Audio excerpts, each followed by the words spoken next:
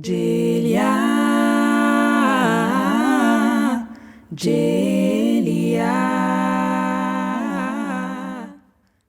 Donc là, 11e siècle, là, on assiste justement à un basculement, à un glissement. Alors, il ne s'agit pas de dire que l'Empire du Ghana est la fin de quelque chose. On peut parler de période historique. Et donc là, effectivement, si elle n'a pas su se renouveler, l'avènement de l'Empire du Mali, justement, quels sont les aspects de ce nouvel empire émergent?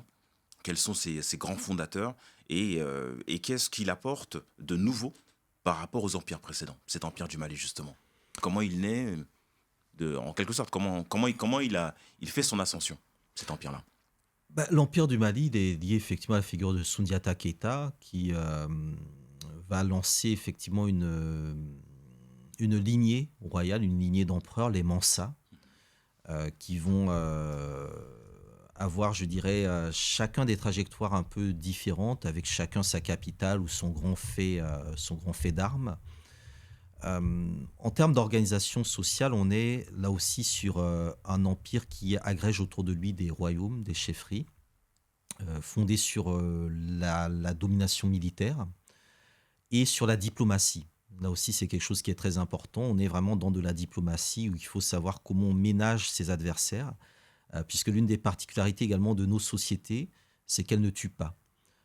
Voilà, on n'était pas dans ces périodes où, la question de la mort était centrale en termes de pouvoir. On arrivait en fait à trouver, je dirais, des ajustements qui permettaient à d'autres peuples de se faire vassaliser, de se faire intégrer, de se faire agréger, sans les faire disparaître. Et c'est quelque chose qui est très important et qui explique pourquoi aujourd'hui on a une telle diversité de peuples. C'est parce que les empires qu'on avait n'étaient pas des empires totalitaires. Voilà, ce n'étaient pas des empires qui avaient vocation de constituer ce qu'on appelle aujourd'hui en Europe des États-nations, mais de maintenir justement cette diversité qui faisait, je pense, tout le sel de nos identités, en sachant que le clan, l'unité de la famille était centrale. On a également, dans le cas de l'Empire du Mali, une dimension monumentale et civilisationnelle assez intéressante, puisque d'une part le pouvoir est sacralisé, le pouvoir est également inscrit dans des gestes et des épopées. Donc là, on a notamment l'épopée de Soundiata Keita, on a la mise en avant des djeli, donc la question de l'histoire, de la transmission des manuscrits devient un peu plus importante qu'à l'Empire du Ghana. Et la connaissance est au centre. C'est-à-dire que l'Empire du Mali, alors c'était déjà un peu le cas sous le Ghana, mais devient vraiment le centre de référence autour de Tombouctou, autour de l'université Sankoré. C'est là que viennent se former les plus grands chercheurs du monde de l'époque. C'est là que les mathématiciens, les astrophysiciens, les médecins, les juristes également commencent à produire un savoir. Donc les fameux manuscrits de Tombouctou, les Tariq el-Soudan, etc. Et sur quelle est la langue justement de l'ensemble de ces scientifiques? Alors il y a plusieurs. Alors il y a de l'arabe, il y a de l'ajami, qui est un mélange en fait de langues locales et qui fait l'objet d'une translittération de langues africaines. De langues africaines également qui sont qui font l'objet de translittération. C'est aussi important de comprendre qu'une grande partie également du savoir passe par la tradition orale, donc les langues malinké, etc. C'est-à-dire les langues d'aujourd'hui, c'est les mêmes langues qui ont continué. Et c'est important parce que ça montre que nos langues africaines d'aujourd'hui, dont elle dit qu'elles ne sont pas scientifiques, etc., tout ça, ont permis à une époque de produire de la science, de la pensée, du savoir. Et que si on les met dans un contexte politique où elles sont préservées, je dirais, des agressions culturelles extérieures, elles peuvent reproduire de la science, du savoir. Alors plus tard, c'est Cheikh Anta Diop qui traduira par exemple la théorie de la relativité d'Einstein en Wolof, ou Julius Nyerere qui traduira du Shakespeare en Swahili. Donc on voit bien que nos langues étaient dès cette époque-là des outils importants. On a également des sociétés secrètes qui se développent, les dozos, les chasseurs, tous ces groupes sociaux en fait se développent dans des structures d'initiation qui permettent, je dirais, de garder une colonne vertébrale à l'identité culturelle et spirituelle de ces empires et de ces royaumes. Donc là aussi, c'est quelque chose, je pense, qui me semble important. La charte du Mandé, la fameuse charte de Kurukanfuga, qui fait l'objet de beaucoup de débats, est-ce qu'elle est vraie ou pas vraie, etc., qui est présentée comme effectivement la première déclaration des droits humains, qui bannit l'esclavage, qui appelle aux réparations, montre aussi qu'il y avait une conception de la vie humaine, pas uniquement de l'humain en tant que l'homme-femme, mais vraiment du vivant En général. en général, qui était bien plus avancé que ce qu'on entend aujourd'hui sur l'écologie, l'environnement, etc. Et donc là aussi, c'est comment euh, l'humain vit en adhésion, en cohésion avec son environnement. Ensuite, bon, effectivement, il y a eu plusieurs Mansa, donc je ne vais pas tous les passer. Bon, il y en a 2 ou 3 qui sont plus connus ou plus importants. Il y a Abou Bakar, Oui. Alors, qui a... sans vouloir juste avant d'arriver sur ces grandes références royales, cette charte du monde est très importante. Alors, il est vrai qu'il y a une polémique sur les historiens européens, enfin en tout cas non africains, sur la résonance de cette charte, hein, sur la comparaison avec la déclaration des droits de l'homme. Mais est-ce que son existence est remise en cause? Parce que comme on le sait, si on parle de cette charte, elle a été bien sûr orale et retranscrite, il me semble, en 1999, Mhm, par écrit. mhm. Mais est-ce que, comment dirais-je, la réalité de cette charte est remise en cause? Alors, la De l'existence. réalité de l'existence de cette charte est remise en cause par des historiens révisionnistes Ouais. qui estiment qu'on a en fait un document apocryphe, c'est-à-dire un document qui n'a pas existé mais qui a été réécrit postérieurement. Mhm. Et ça, c'est lié au fait qu'effectivement, il y a une charte qui a été, comment dire, matérialisée, Oui. reconnue au niveau de l'UNESCO, donc l'UNESCO Oui. l'a validée. Donc, Effectivement. voilà, donc à partir de Déjà, là, oui. ça fait partie du patrimoine. Mhm. Mais dont Mondial. ceux qui l'attaquent estiment qu'elle est anachronique, qu'elle ne correspond pas à une réalité, etc. Donc il y a effectivement une contestation, mais dans les faits, Mhm. c'est un, comment dire, ce n'est pas un document, mais en tout cas c'est une tradition qui s'est transmise de génération en génération, de la même manière que comment dire, la Grande-Bretagne n'a pas de constitution écrite. Ils ont une constitution orale. C'est fondé sur l'oralité, mais personne ne viendrait contester le fait qu'il y a des traditions propres à la couronne britannique. Donc quand c'est l'Afrique, là, bizarrement, on conteste. Alors que quand c'est d'autres nations qui n'ont pas justement de charte écrite, mais La quelque chose contestation n'est pas. la contestation n'est pas la même parce que on ne saurait admettre, du point de vue eurocentré, du point de vue occidental, que d'autres civilisations aient pu penser la question des droits humains, des réparations, euh, dans ce contexte-là, quoi. Alors là, après, c'est un avis que j'émets. Cette charte, elle est quand même arrivée en 1236, lors de l'intronisation de Soundiata Keïta au pouvoir. Elle est composée d'un certain nombre d'articles et elle met en avant, comme tu le disais tout à l'heure, de l'importance de la vie humaine et des différents rôles que ces différentes, comment dirais-je, castes existantes dans nos sociétés africaines. Euh, mais jusqu'à quand allons-nous attendre qu'on reconnaisse nos propres préceptes pour pouvoir, comment dirais-je, se les approprier? Là, à la limite, il s'agirait de se l'approprier, de l'étudier, et, mais encore une fois, nos historiens ont vocation à reconnaître ce document, qui a toute son importance. Et est-ce qu'elle ne devrait pas faire partie de notre patrimoine? Parce que patrimoine mondial UNESCO, certes, mais est-ce que cette charte est connue de tous? Est-ce que c'est un document qui est partagé? Alors, c'est toujours un peu le débat, c'est-à-dire que lorsque quelque chose d'africain devient mondial, c'est un peu volé aux Africains, parce que ça devient à tout le monde. Mhm. Et effectivement, on va parfois plus s'entendre parler de cette charte-là au Japon, aux États-Unis, etc., qu'en Afrique même. Ce qui pose la nécessité de la faire connaître, effectivement, de l'étudier, de l'enseigner, puis surtout de voir dans quelle mesure elle fait sens aujourd'hui. Donc c'est une charte qui a été promulguée la frontière de la Guinée actuelle, du Mali actuel à peu près, dans cette région-là. Donc lorsqu'aujourd'hui on voit par exemple ce projet d'alliance des États du Sahel qui se concrétise, il est évident qu'il faudrait que dans les projets de constitution, de charte ou de valeur, on s'appuie sur la charte du Mandé, pour repenser justement les questions de réparation, les questions de droits humains, à partir d'une continuité historique qui a permis, je pense, à ces empires et ces royaumes de continuer à exister. Il faut bien comprendre aussi qu'à cette époque-là, le Mali devient vraiment le centre du monde, le centre des convoitises. C'est-à-dire qu'on a des premiers géographes, notamment arabes, qui commencent à situer le Mali sur la carte. On a la carte catalane qui situe le Mali sur la carte du monde. Et à chaque fois, c'est représenté effectivement avec une pépite d'or où le roi, Mansa Moussa à le l'époque, Mansa l'Atlas Moussa, catalan. exactement. Et cette approche très prédatrice met souvent de côté d'autres valeurs qu'on avait, des valeurs humaines, des valeurs de solidarité, que l'on devrait remettre en avant dans le cadre notamment de l'instruction civique de de nos enfants dans nos écoles aujourd'hui. Tout à fait. Avant d'en arriver à Mansa Moussa, tout à l'heure, lorsque je t'ai interrompu, tu parlais d'Aboubacar II, justement. Aboubacar II, tout à fait, oui. Mais justement, quel a été son rôle dans son règne de cet empire? Alors Aboubacar II, au début du XIVe siècle, a armé plus de 200 navires pour aller de l'autre côté de l'océan Atlantique. Alors il n'est jamais revenu. Donc du coup, il y a tout un débat.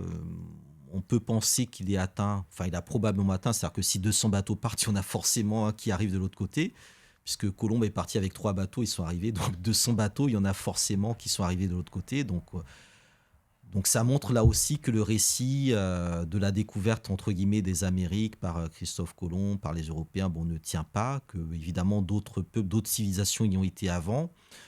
Lorsqu'on regarde les civilisations dites précolombiennes ou mésoaméricaines, on constate qu'il y a pas mal de similitudes aussi avec les civilisations africaines.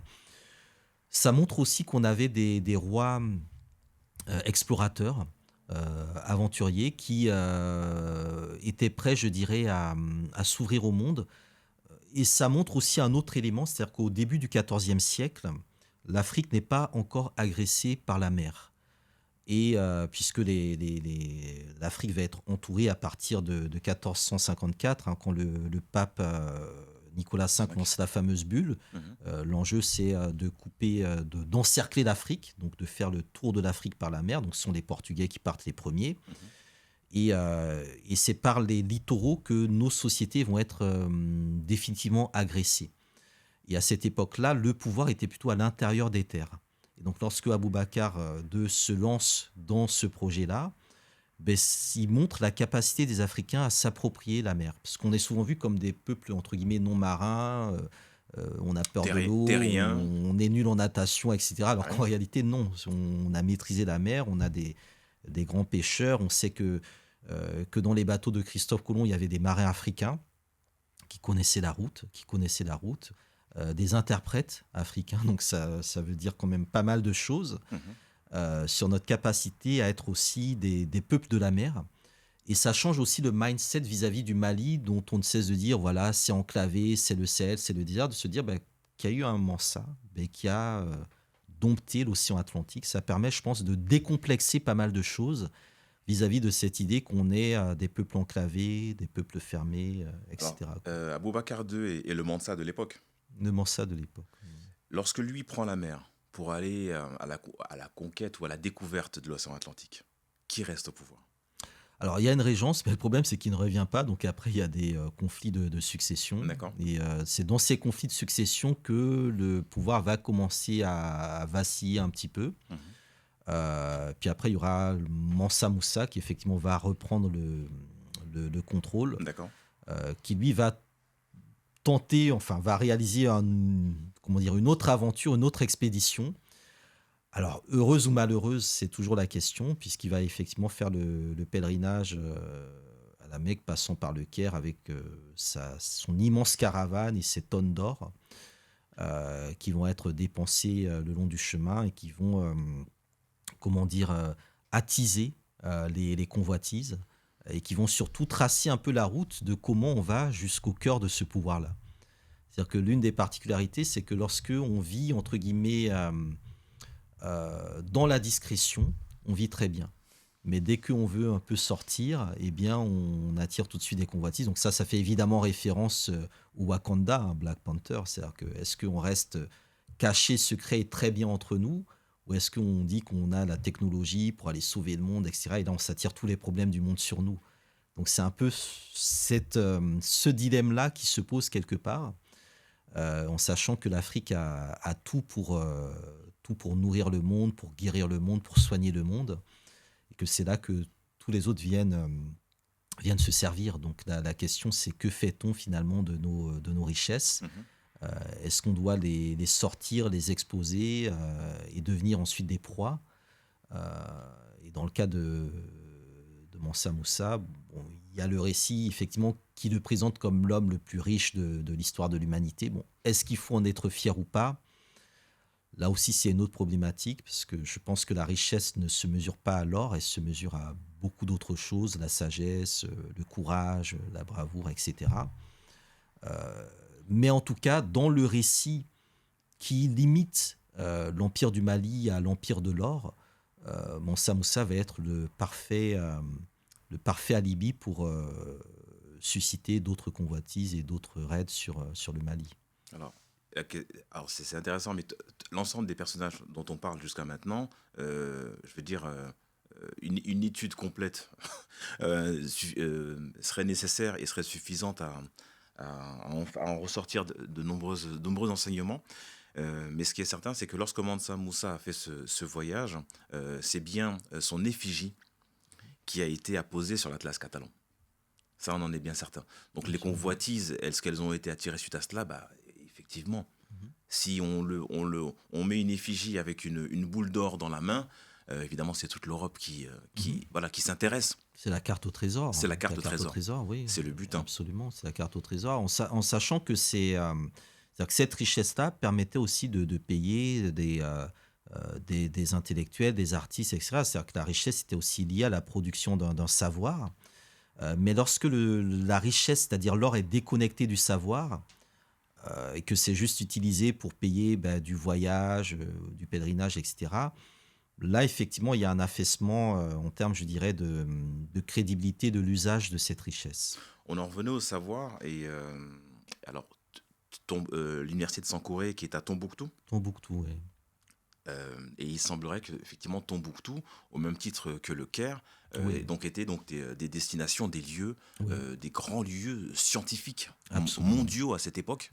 Donc si, comment dirais-je, ces empires étaient à ce niveau de richesse financière et économique, ils avaient effectivement mis en avant et parfaitement compris l'importance du savoir et de l'éducation pour son peuple et sa civilisation.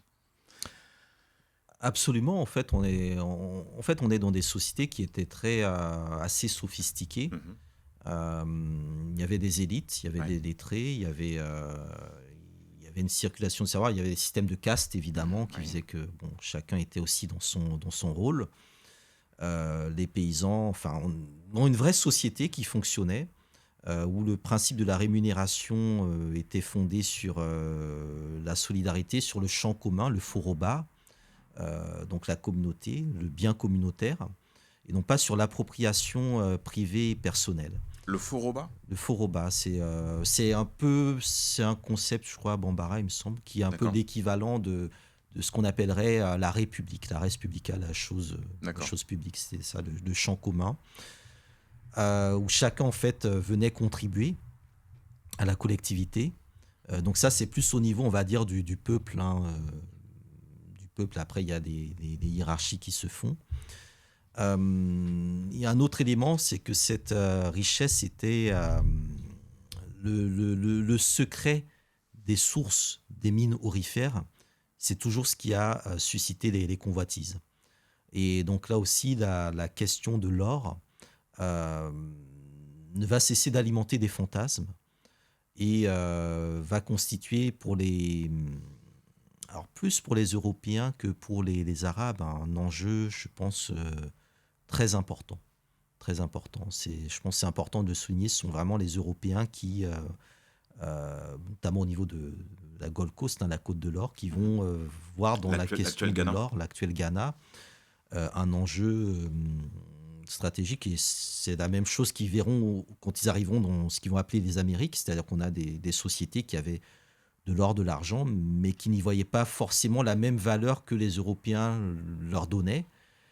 Et ce rapport à l'or va être vraiment construit effectivement à partir de la carte catalane et de ces convoitises occidentales, puisque l'or était nécessaire pour les banquiers de Venise et de Florence notamment, et ensuite un petit peu d'Amsterdam et de Séville, pour justement permettre la mise en place du système capitaliste qui consistait à récupérer de l'or et des minerais précieux dans les Amériques ou en Afrique, pour pouvoir ensuite s'acheter les tissus et les épices au niveau de l'Asie, sans passer justement par les musulmans qui contrôlaient tout le centre autour de Constantinople, etc. Toute cette région-là. On est toujours, l'Empire du Mali subsiste toujours.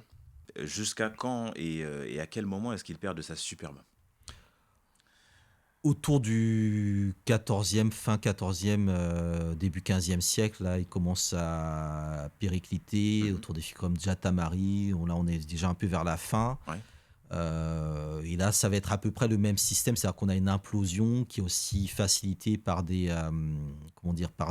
par un contexte géopolitique mouvant, ou au niveau du Songhai, qui est l'un des royaumes qui était subalterne, qui existait déjà un peu depuis l'époque de l'Empire du Ghana. D'accord. On va voir arriver d'autres figures, d'autres conquérants, notamment Soni Alibert et toute la dynastie des Askia,